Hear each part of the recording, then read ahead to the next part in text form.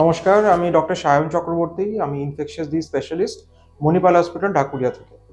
আজকে আমাদের ডিসকাশন হচ্ছে শীতকালের যে রোগগুলো হয় আর কি, ইনফেকশন গুলো হয়, সেটা থেকে কিভাবে নিজেকে প্রোটেকশন নেওয়া যায়।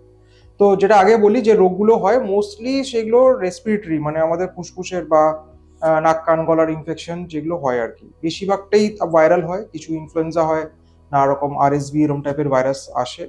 এবং তাছাড়া একটা নিউমোনিয়া হয়, যেটা লাংসের ইনফেকশন, সেটা একটা ব্যাকটেরিয়া হয়, অনেকে এখন শুনে থাকবেন যে ডিমোকক্কাল বলে একটা ব্যাকটেরিয়া, সেখান থেকে হয়। এগুলোর প্রিভেনশন অনেকটাই সোজা। এখন ভ্যাকসিনস এখন অ্যাভেলেবেল আছে।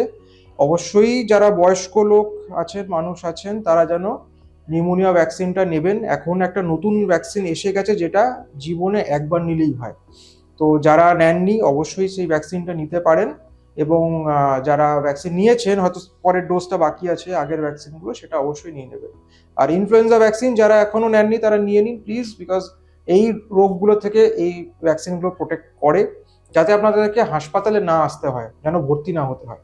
হ্যাঁ, একটু সর্দি কাশি জ্বর হতে পারে, তার জন্য আপনি যে বাড়ির কাছাকাছি যে ডাক্তারবাবু আছেন ওদেরকে দেখাতে পারেন। এমনি সর্দি কাশি জ্বর, নাক দিয়ে জল পড়া বা শ্বাসকষ্ট এরকম কিছু হলে অবশ্যই ডাক্তারের কাছে গিয়ে যেন ট্রিটমেন্টটা করাবে। আর যদি কারোর এরকম হয়ে থাকে বাড়িতে বা পাড়ার মধ্যে, তাহলে সে যেন মাস্ক পরে, যাতে তার থেকে যেন অন্য কারো না ছড়ায়।